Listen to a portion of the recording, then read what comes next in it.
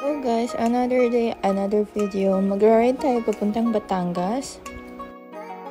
Medyo makulimlim sa labas, cloudy, pero alis pa din tayo pa Batangas. Time check, 3:45. Makulimlim sa labas, bahala na kung umulan. Okay guys, let's go! Ayan na nga, matraffic na sa kabilang linya. 3:45 na kasi magra-rush hour na din. Ito yung nakapag-U-turn na ako, hindi na ako nakapag-video dahil nga biglang umambon. So approaching to Carmona exit, nag-exit ako agad dahil may mga patak-patak na at ayoko mabasa.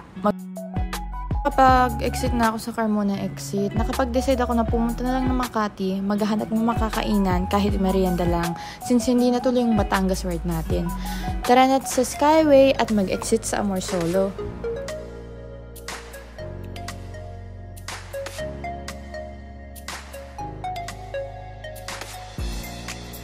Short video guys lang to, kahit hindi ako natuloy sa Batangas, pinakita ko lang sa inyo yung expressway ride ko na nauwi sa Makati instead sa Batangas pumunta at pagmerienda.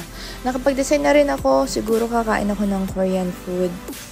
Early dinner na din. Halika, samahan niyo ako.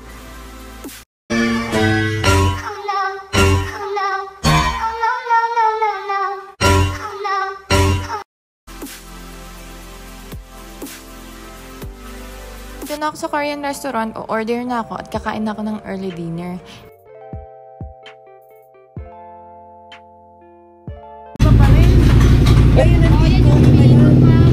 Dalawang camera po. Tanong niya sa akin kung anong camera yung nasa handlebar ko.